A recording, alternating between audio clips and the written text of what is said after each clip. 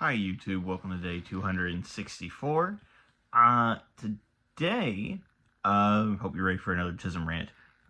Due to it being close to the spooky season, I kind of did a little bit of a deep dive onto vampires, and I just wanted to share what I kind of found with you.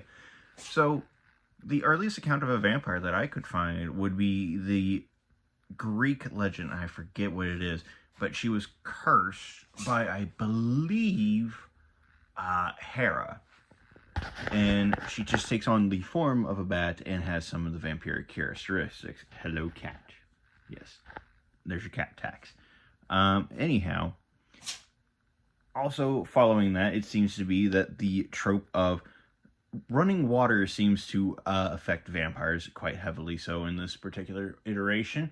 Though she can fly, she is surrounded by an island of water, which seems to be kind of a present trope through several more iterations of vampire. The next count of vampire that I really couldn't wrap my head around, I think would be actually it's a character you all kind of know if you've seen Castlevania. Godbrand is an actual, in kind of loose lore, of a German vampire of the same thing, who may or may not. It was very confusing having to read about that as well as the show, because I haven't watched the show in a minute. But it does appear that I think he has the weakness that vampires must count piles of grain in before they can go past them. For those of you that don't know, that's kind of a lesser used vampire trope. Let's see, the next one, ironically enough, just because I am kind of a liker of history, and also because it ties into vampires, Vlad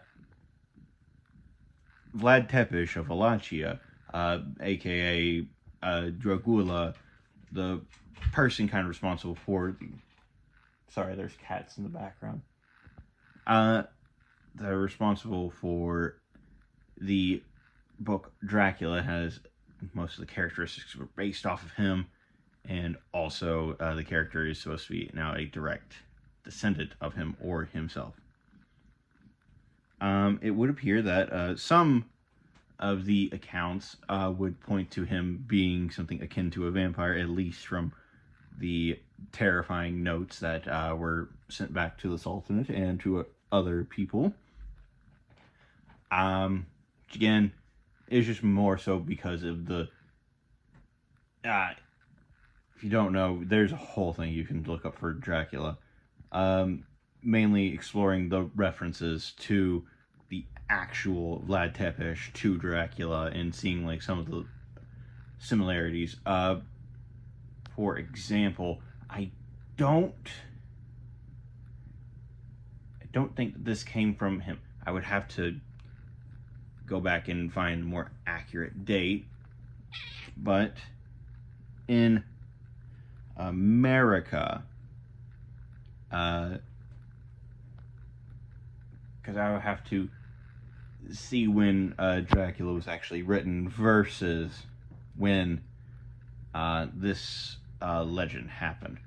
I believe Dracula was written around the period of World War I due to the aforementioned some things in the book, or it would be closer to Napoleonic era. Ergo, I think it would be after the discovery of America and the Revolutionary War.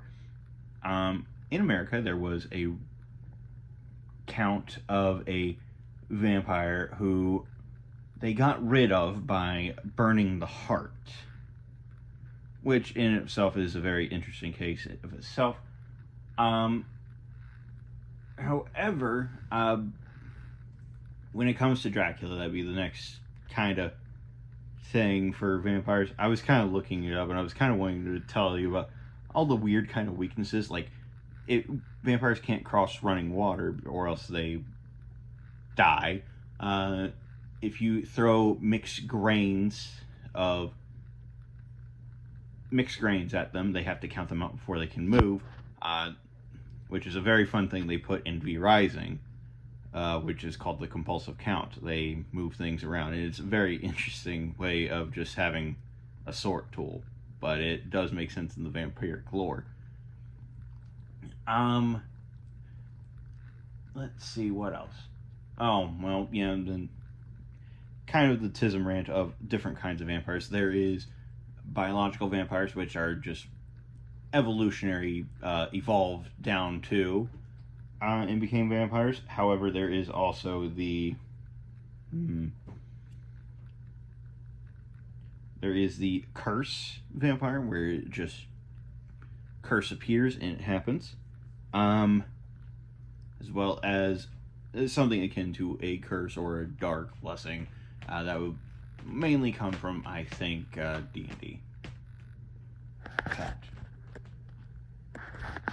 There's a lot of cats. Anyhow, another one of the interesting facts about the vampires, including Dracula, when I really am showing just how my brain kind of really operates.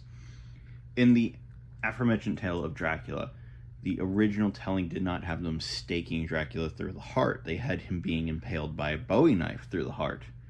Which is kind of interesting.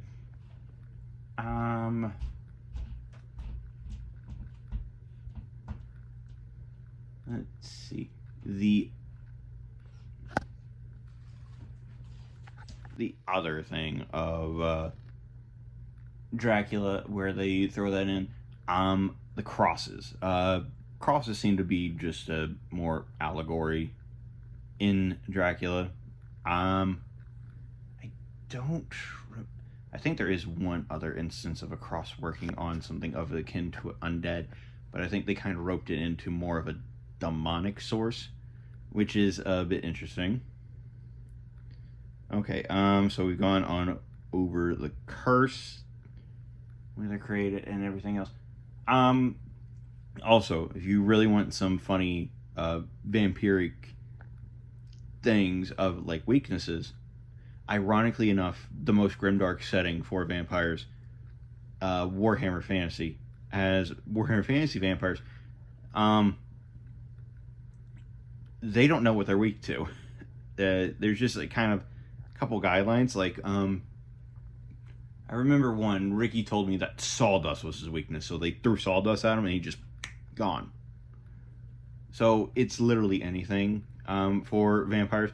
Running water could affect them, or it couldn't. So really doing any kind of weird shit to a vampire in like fantasy would scare the ever-living shit out of them, because it'd be like, oh god, I don't know if that's gonna kill me or not.